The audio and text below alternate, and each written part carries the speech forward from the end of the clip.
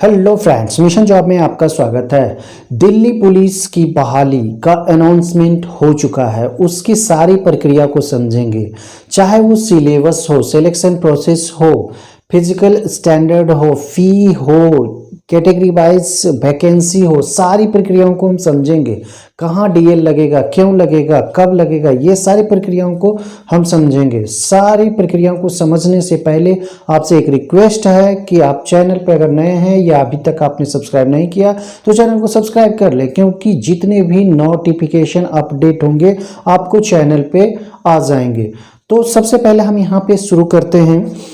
Delhi police constable recruitment 2023 सिर्फ announcement हुआ है, प्रक्रिया अभी चालू नहीं हुई है। तो सारी प्रक्रिया को यहाँ पे हम समझेंगे। सबसे पहले यहाँ पे चलें अप्लाई डेट की बात करें तो अप्लाई डेट की जो अगर बात करें तो यह सितंबर में 1 सितंबर से स्टार्ट हो जाएगी। यह प्रक्रिया ऑनलाइन करने की प्रक्रिया हो जाएगी। लास्ट डेट की अगर आप बात करें तो लास्ट डेट जो है वो 30 सितंबर तक है। 1 सितंबर से 30 सितंबर तक आप अप्लाई कर सकते हैं। एज की अगर बात करें तो एज क्राइटेरिया जो है वो 18 से 25 ईयर्स है, यानी कि 18 से 25 वर्ष के युवा इसे भर सकते हैं। इसमें एक खास और चीज़ें हैं जो हर वैकेंसी में होती है। भारत सरकार की जितनी भी वैकेंसीज होती है उसमें ये चीज़ें होती है। क्या होती है, इस चीज़ को आप जान लें कि 18 से 25 ईयर्स तो है जनरल कैटेगरी के, ईडब्ल्यूएस कैटेगरी के, और बाकी ओबीसी के 3 वर्ष आपको एक्स्ट्रा दिए जाते हैं। और एससी एसटी कैटेगरी के अगर आप हैं तो 5 वर्ष एक्स्ट्रा यहाँ पे दिए जाएंगे। तो टोटल अगर आप 25 वर्ष पार कर चुके हैं तो अगर ओबीसी में हैं 28 वर्ष तक आप अप्लाई कर सकते हैं। अगर एससी एसटी में हैं तो आप 30 वर्षों तक आप एलिजिबल हैं अप्लाई करने के लिए।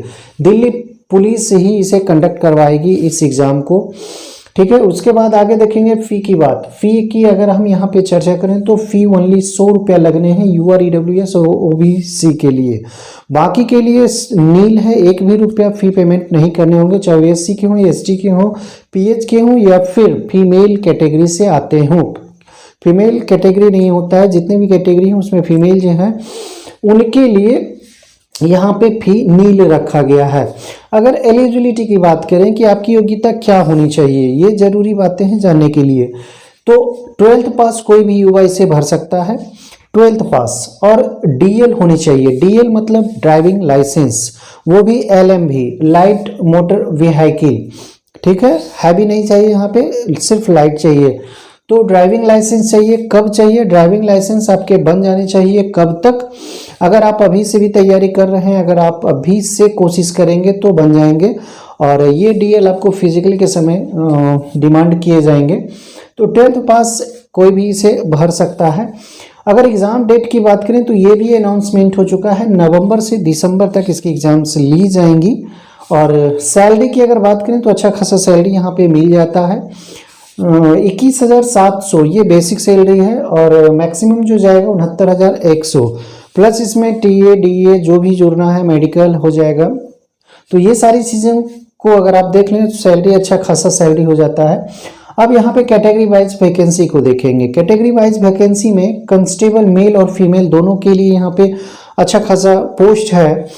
यूआर के लिए अगर बात करें तो मेल में 3053 बहाली है, ईडब्ल्यूएस के मेल में 542, ओबीसी मेल में 287, एससी की अगर बात करें मेल में तो 872 बहाली है, एसटी के मेल की अगर बात करें तो 302 बहाली है, और टोटल मेल में कांस्टेबल की बहाली 5056 है। मेल की हम यहाँ पे चर्चा किए हैं। कांस्टेबल अगर फीमेल की बात करें तो फीमेल यूआर में 1502 बहाली है, ईडब्ल्यूएस में 268 बहाली है, ओबीसी फीमेल की बात अगर करें तो 142 की संख्या है, और एससी में 429 की संख्या है फीमेल की यहाँ पे चर्चा कर रहे हैं। एसटी 150 की संख्या है फीमेल कांस्टेबल के लिए। टोटल अगर बात करें तो 2491 भर्ती है फीमेल के लिए। टोटल वैकेंसी अगर बात करें चाहे मेल हो या फीमेल हो तो यह 7547 वैकेंसी है, अच्छा खासा वैकेंसी है। और इसका जो जोन है, एरिया है, आप एनसीआर दिल्ली, तो इस चीज़ को भी आप समझ लें। सिलेक्शन प्रोसेस को हम यहाँ पे समझेंगे। क्या है सिलेक्शन प्रोसेस? तो सबसे पहले ऑनलाइन टेस्ट आपके लिए जाएंगे। आपके जो रिटन टेस्ट होंगे वो ऑनलाइन सीबीटी के माध्यम से लिए जाएंगे, कंप्यूटर बेस्ड टेस्ट होगा। उसके बाद फिजिकल होगा, उसके बाद मेजरमेंट होगा, अगर इस सारी प्रक्रिया को क्वालिफाई कर जाते हैं तो आपका ऑनलाइन टेस्ट के आधार पे जो मार्क्स आएंगे वो मेरिट बनाने के लिए होंगे और डीबी उसके बाद किया जाएगा। डीबी मतलब डॉक्यूमेंट वेरिफिकेशन, उसके बाद आपका मेडिकल होता है, फिर ज्वाइनिंग की प्रक्रिया होती है। तो ये सारी प्रक्रियाएं सिलेक्शन प्रोसेस में आती है। सिलेबस की अगर हम चर्चा करें यहाँ पे, तो सिलेबस में 4 तरह के यहाँ पे सेगमेंट होंगे, 4 तरह के सेक्शंस होंगे, सब्जेक्ट कह सकते हैं। रीजनिंग, जनरल स्टडी और सीए, करंट अफेयर्स, मैथ के और कंप्यूटर, 4 सेक्शंस हैं यहाँ पे। क्वेश्चंस देखें और मार्क्स यहाँ पे देखेंगे। तो सबसे पहले रीजनिंग में देखें तो 25 क्वेश्चंस होते हैं और हर क्वेश्चन में 1 मार्क्स मिलता है, यानी कि आपके 25 मार्क्स हुए। तो रीजनिंग 25 क्वेश्चन 25 मार्क्स। जीएस और सीए, करंट अफेयर्स के भी इसमें क्वेश्चंस होंगे, जनरल स्टडी के क्वेश्चंस होंगे, दोनों को मिला के आपको 50 क्वेश्चंस यहाँ पे मिलेंगे और हर क्वेश्चन पे 1 मार्क्स है, तो यानी कि टोटल मार्क्स आपके 50 हुए। मैथ बहुत कम संख्या में आता है, 15 क्वेश्चंस होते हैं और 15 मार्क्स के होंगे। कंप्यूटर से क्वेश्चंस यहाँ पे पूछे जाते हैं, 10 क्वेश्चंस होंगे और 10 मार्क्स के होंगे। अगर टोटल नंबर ऑफ क्वेश्चंस की अगर बात करें तो 100 क्वेश्चंस यहाँ पे आपसे पूछे जाएंगे और मार्क्स की भी बात अगर करें तो 100 मार्क्स होंगे, यानी कि 100 क्वेश्चन 100 मार्क्स पर क्वेश्चंस पर मार्क्स दिया जाएगा, 1 मार्क्स दिया जाएगा। अगर टाइम की बात करें तो 1.5 घंटे का समय आपको दिया जाएगा, यानी कि 90 मिनट का समय दिया जाएगा आपको एग्जाम के लिए। निगेटिव की अगर बात करें तो निगेटिव है यहाँ पे 0.25, कहने का मतलब है 1/4। अगर आप 4 गलती करते हैं तो एक सही क्वेश्चंस के अंक काटे जाएंगे। दोस्तों अगर आप इसकी तैयारी करते हैं तो अच्छा खासा समय है, सितंबर में तो ये अप्लाई होना शुरू हो जाएगा, यानी कि इसका जो ऑनलाइन टेस्ट होने हैं ये लगभग नवंबर दिसंबर में जाएगा। तो अच्छा खासा समय आपके लिए तैयारी के लिहाज से। तो रीजनिंग और जीएस में अगर आप पकड़ बना लेते हैं तो अच्छा खासा यहाँ से 75 क्वेश्चंस आ जाएंगे, जो आपके मेरिट के लिए बहुत काम देगा। मैथ से 15 क्वेश्चंस ये प्रैक्टिस करने का चीज़ है। कंप्यूटर से 10 क्वेश्चंस पूछे जाएंगे। तो इस तरह से 100 क्वेश्चंस होंगे और इसमें कोशिश करना है कि 85 प्लस ही लाए। अगर आप इतना लाते हैं तभी आपके मेरिट बनेंगे। बहुत इसमें स्ट्रगल है, फाइट है इसमें ज़्यादा। तो आप अभी से इसकी तैयारी में लग जाए अगर आप दिल्ली पुलिस बनना चाहते हैं तो।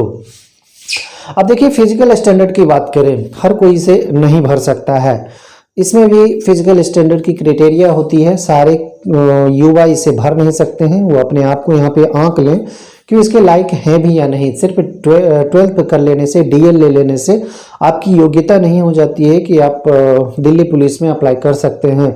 एक और योग्यता आपको जांचनी होगी, परखनी होगी, वो है हाइट और चेस्ट की। तो यहाँ पे हाइट की अगर बात करें तो अगर आपका हाइट 170 सेंटीमीटर है, अगर आपका हाइट 170 सेंटीमीटर है और मेल से हैं तो आप एलिजिबल है। अगर 165 सेंटीमीटर है और SC ST में है, मेल है, तो आप इसे अप्लाई कर सकते हैं। 12th प्लस DL और उसके बाद फिजिकल स्टैंडर्ड में इस चीज़ को जरूर देखें। 170 cm मेल में अगर आप हैं, किसी भी कैटेगरी से हैं तो आप इसे अप्लाई कर सकते हैं। SC ST में है तो 165 सेंटीमीटर के हैं तभी आप इसे अप्लाई कर सकते हैं। अगर फीमेल की बात करें तो 157 सेंटीमीटर के कोई कैंडिडेट, फीमेल कैंडिडेट ही इसे अप्लाई कर सकती है और SC ST फीमेल कैंडिडेट अगर है तो उसके लिए 155 सेंटीमीटर यहाँ पे रखा गया है, क्राइटेरिया रखा गया है। चेस्ट की अगर बात करें तो 81 से 85 सेंटीमीटर मेल के लिए ही सिर्फ चेस्ट का एक्सपेंशन देखा जाता है, चेस्ट का लंबाई लिया जाता है, मेजरमेंट किया जाता है ओनली चेस्ट का, सिर्फ मेल के लिए। ठीक है, SC ST को 5 सेंटीमीटर की यहाँ पे छूट दी जाती है, यानी कि कहने का मतलब है अगर 81 सेंटीमीटर है मिनिमम तो 5 सेंटीमीटर आप इसे घटा दें तो वो हो जाएगा 76 सेंटीमीटर और एक्सपेंशन के बाद ये हो जाता है 85 सेंटीमीटर होता है तो 4 सेंटीमीटर और जोड़ देंगे 80।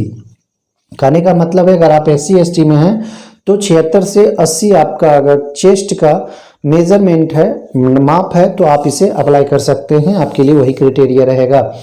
दोस्तों ये सारी प्रक्रिया को समझने के बाद एक और चीज़ें यहाँ पे हैं, जैसे कि रनिंग 1600 मीटर का इसमें रनिंग होता है जिसे आपको क्वालिफाई करना होता है। ये सारी प्रक्रिया को सिर्फ क्वालिफाई करना है, फिजिकल में सिर्फ आपको क्वालिफाई करना है, क्योंकि यहाँ से मेरिट आपके नहीं बनेंगे। आपके जो मेरिट बनने हैं वो रिटन टेस्ट यानी कि जो ऑनलाइन टेस्ट होने हैं उसी के आधार पे बनेंगे। तो रनिंग 1600 मीटर का है। इसमें एक दिया हुआ है कि अगर आप 30 वर्ष तक हैं तो 6 मिनट में 1500 मीटर दौड़ने होंगे 30 वर्षों तक, ठीक है। अगर 30 से 40 वर्ष के युवा हैं तो आपको 7 मिनट में दौड़ने होंगे। ये मेल की हम बात कर रहे हैं। 40 वर्ष और एबोव हैं तो आप 8 मिनट में दौड़ें, क्वालिफाई हो जाएंगे आप। हाई जंप की अगर बात करें तो अगर 30 वर्षों तक हैं तो 3.9 फीट हाई जंप अगर आप हैं, और अगर 40 वर्षों तक है तो 3.6 फीट, और इसी तरह से 40 वर्ष और 40 वर्ष से ऊपर हैं तो 3.3 फीट आपके लिए यहाँ पे हाई जंप है। लॉन्ग जंप की बात करें तो 14, 13, 12 यानी कि 30 वर्षों तक आप हैं तो 14 फीट आपको फांदने होंगे। अगर आप 30 से 40 के बीच में हैं तो आपको 13 फीट फांदने होंगे, और 40 से प्लस हैं तो आपको 12 फीट में क्वालिफाई कर लिया जाएगा। ये मेल की बात हुई। फीमेल की बात अगर बात करें तो 1600 मीटर ही दौड़ने होंगे, और फीमेल के लिए है 8 मिनट में, यानी कि 30 वर्ष की अगर आप हैं फीमेल कैंडिडेट हैं तो आपको 8 मिनट में 1600 मीटर का दौड़ना होगा। अगर 40 वर्ष तक हैं तो 9 मिनट में, और 40 वर्ष प्लस हैं तो आपको 10 मिनट में वो 1600 मीटर का दौड़ना होगा। हाई जंप की अगर बात करें तो 3 फीट 30 वर्ष के लिए, 40 वर्ष तक के लिए 3.25 फीट, और 2.5 फीट आपके 40 प्लस के लिए। उसी तरह से लॉन्ग जंप में भी हो जाता है 10 फीट, 9 फीट और 8 फीट। अगर 30 वर्षों तक हैं तो 10 फीट, 30 प्लस हैं 40 से नीचे हैं तो आपके 9 फीट फांदने होंगे, और 8 फीट आपके लिए है 40 प्लस के लिए। तो दोस्तों ये सारी प्रक्रिया को हम एकदम बेहद आसान तरीका से, आसान भाषा में हम आपको समझाए हैं, शायद ही कोई इस तरह से समझाए। तो दोस्तों अगर वीडियो अच्छा लगे तो लाइक और शेयर जरूर करें। अभी तक आपने सब्सक्राइब नहीं किया है तो चैनल को सब्सक्राइब जरूर करें दोस्तों। धन्यवाद।